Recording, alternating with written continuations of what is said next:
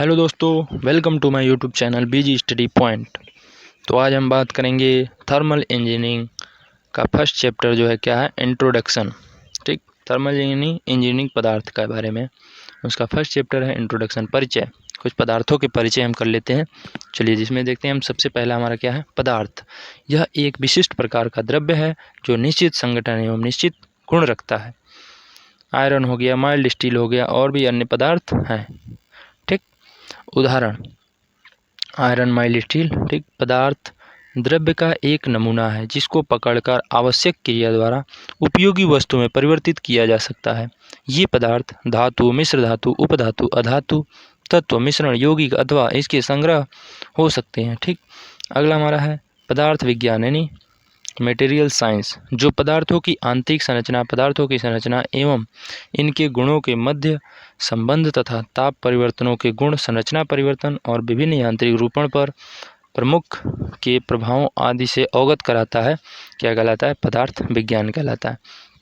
अगला हमारा धातु है मेटल। ये वे पदार्थ हैं जिनमें अपनी आकृति को स्थायी रूप से विद्युत के अच्छे चालक होते हैं। ये ऊष्मा तथा अलौह दोनों प्रकार के होते हैं। ठीक, धातुएं लौह व लौह धातुओं के गुण तथा व्यवहार उनमें उपस्थित कार्बन के स्वरूप व उनके प्रतिशत मात्रा पर निर्भर करता है। इनका उपयोग संरचनाओं, मशीनों एवं औजारों में मिश्र धातुओं के उपयोग में होता है। अलौह धातु ये धातुओं में लोहा तथा कार्बन तथा उनके अवयव के रूप में उपस्थित नहीं होते हैं। एल्युमिनियम हो गया, यू हो गया, एजी, टीन, निकिल। ठीक, सेरेमिक्स यह प्राय धात्विक व अधात्विक होते हैं। ये कार्बनिक पदार्थ भी होते हैं जो उच्च मानों पर प्रयोग किए जाते हैं। सीमेंट है, चूना है, रॉक माने जानते हैं, रॉक चट्टान होती है। ठीक, अगला है कार्बनिक पॉलीमर। ये अपेक्षाकृत हल्के व निष्क्रिय होते हैं। ये प्रमुखतः हाइड्रोकार्बन से व्युत्पन्न किए जाते हैं। ये हाइड्रोकार्बन ऑक्सीजन के साथ रासायनिक रूप से कार्बन के से संयोजी बंध द्वारा जुड़े होते हैं। रबर, बेकेलाइट हो गया, उदाहरण इनके हैं। ठीक, मिश्र धातु ये दो या दो से अधिक धातुओं का संयोजन होते हैं। उन धातुओं के गुण उनको बनाने वाले अवयवों के गुणों विभिन्न होते हैं। इनका उपयोग या प्रयोग बियरिंग धातु, स्प्रिंग बर्तनों, कर्तन औजारों, चुंबक आदि के निर्माण में होता है। कंपोजिट पदार्थ। ये पदार्थ कार्बनिक और अकार्बनिक हो सकते हैं। ये दो या दो से अधिक असमान गुणों वाले पदार्थों को मिलाकर बनाए जाते हैं। दो प्रमुख अवयव धातु एवं पॉलीमर आदि हो सकते हैं। इसमें मिश्र धातु भी हो सकती है। इसमें कंपोजिट पदार्थ बनाने का उद्देश्य उन दोनों पदार्थों के उत्तम गुणों को सम्मिलित कर एक नया पदार्थ बनाया जाता है। एल्युमिनियम, इनका उपयोग रॉकेट, मिसाइल, ऑटोमोबाइल, वायुयान के पुर्जों के निर्माण में होता है। औद्योगिक वर्गीकरण। औद्योगिक अथवा व्यावसायिक आधार पर पदार्थों को निम्नलिखित भागों में वर्गीकृत किया जाता है। हल्की धातुएं, इस वर्ग में एल्युमिनियम हो गया, मैग्नीशियम हो गया, टाइटेनियम हो गया, जिरकोनियम, बेरिलियम तथा इनकी मिश्र धातुएं सम्मिलित होती हैं। लोहा एवं इस्पात, इसके अंतर्गत लोहे के विविध प्रकार तथा इस्पात और उसकी समस्त मिश्र धातुएं आती हैं। अगला है तांबा तथा उसकी मिश्र धातुएं। इस वर्ग में तांबा, पीतल, कांसा तथा अन्य धातुएं आती हैं। बेयरिंग, एलॉय तथा उनकी प्रमुख धातुएं। इस वर्ग में बेयरिंग, एलॉय जैसे श्वेत धातु एलॉय, तांबा, सीसा एलॉय आदि आते हैं। मिश्र कारक धातुएं। इस वर्ग के अंतर्गत निकिल, कोबाल्ट, क्रोमियम, मैग्नीज तथा वेंडेनियम आदि धातुएं आती हैं। अगला है तापसह पदार्थ। ठीक, तापसह पदार्थ भट्टी, चूल्हे आदि की भीतरी सतहों पर अस्तर लगाने के काम आते हैं। इनमें प्रमुख पदार्थ सिलिका हो गया, एल्युमिनियम हो गया, मृत्तिका आदि होते हैं। चलिए अब हम बात कर लेते हैं, इनमें कुछ प्रॉपर्टीज़ होती हैं। तो उसमें सबसे पहला प्रॉपर्टीज़ है मैकेनिकल प्रॉपर्टीज़, और भी होते हैं electrical, physical properties, chemical properties, thermal properties. ठीक, इन सब के बारे में हम बात करेंगे। तो सबसे पहला हमारा है मैकेनिकल प्रॉपर्टीज़। तो देख लीजिए, इसके अंतर्गत पदार्थ के वे गुण सम्मिलित होते हैं जो बाह्य बलों के प्रभाव में उसके व्यवहार को बताते हैं। इन गुणों को प्रायः प्रयोगशाला में नमूने का विनाशकारी परीक्षण करके ज्ञात किया जाता है। इन गुणों का विवरण निम्न प्रकार है। प्रत्यास्था, सबसे पहला क्या है मैकेनिकल प्रॉपर्टीज़ का?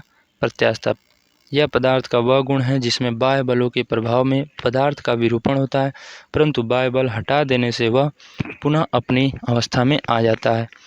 कहने का मतलब क्या है कि यदि आप किसी क्षण या पदार्थ पे मतलब बल लगाते हैं तो उसके आकार एवं आकृति में बदलाव आ जाता है। ठीक, अब वही बल फिर आप हटा देते हैं तो वह पुनः फिर अपनी पुरानी अवस्था में आ जाती है। ठीक, जैसे रबड़ देख लीजिए। ठीक, अगला क्या करें, प्रत्यास्थता गुणांक प्रत्यास्थता सीमा के अंदर प्रतिबल तथा विकृति के अनुपात को कहते हैं रबड़ स्प्रिंग। ठीक, अगला क्या है, प्लास्टिकता।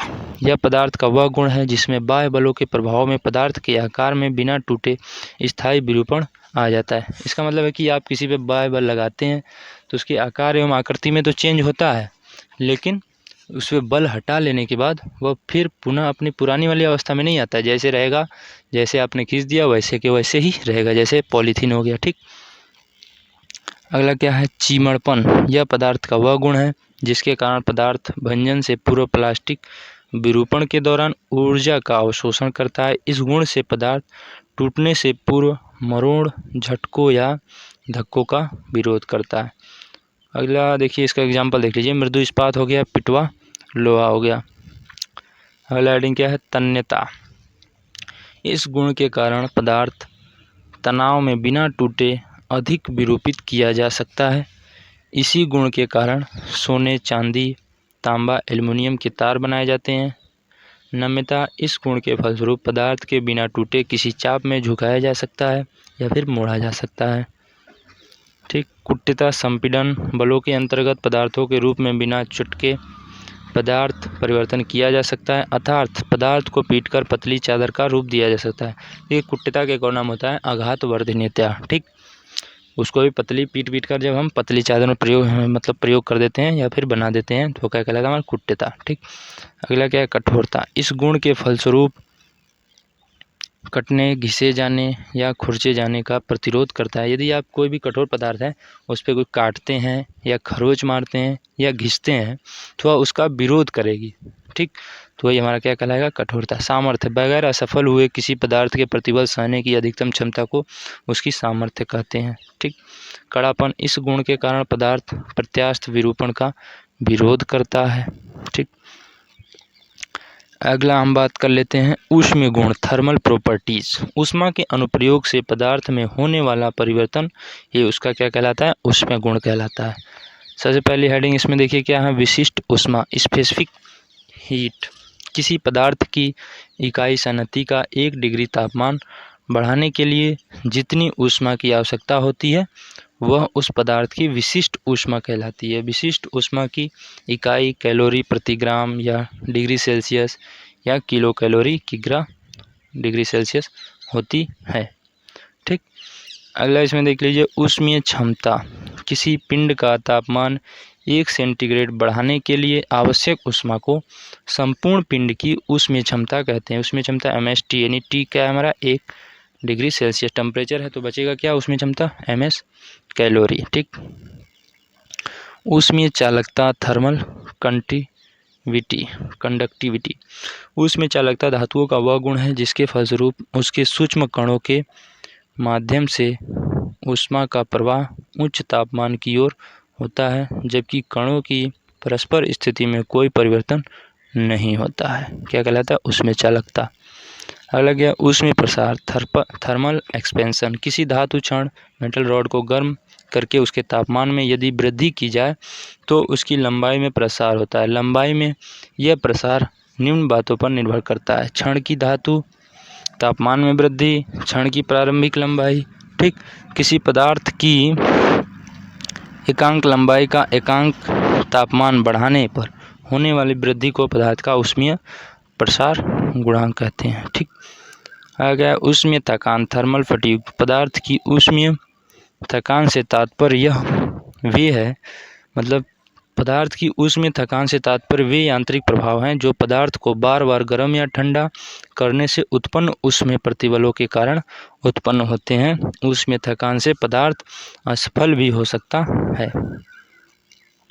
ऊष्मीय झटके, थर्मल शॉक्स। पदार्थों पर अचानक तापमान में हुई परिवर्तन के फलस्वरूप उत्पन्न प्रभाव ऊष्मीय झटके कहलाते हैं।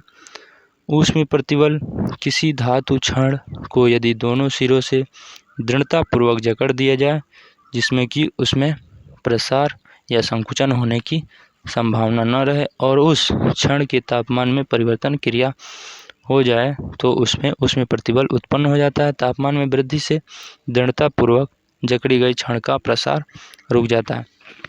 इसमें कहने का मतलब है किसी रॉड का दोनों सिरा आप यदि फिक्स कर देते हैं और उसको फिर टेम्परेचर देते हैं तो उसमें जो है उसमें प्रसार नहीं होता है। ठीक, पकड़ द्वारा लगाया गया संपीड़न बल और पकड़ प्रसार कहाँ होगा, किधर जाएगा, वो उसका प्रसार होगा ही नहीं, तो उसको क्या कह लेते हैं, उसमें प्रतिबल कहते हैं, थर्मल स्ट्रेस। ओके दोस्तों, अब इस वीडियो को यहीं समाप्त करते हैं।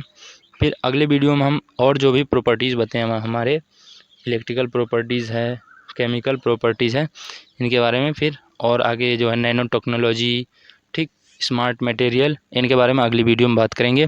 और ये वीडियो अगर जो आपको अच्छा लगा हो तो शेयर करें, हम कमेंट करें और दोस्तों से सब्सक्राइब करें। ठीक है, ओके, थैंक यू।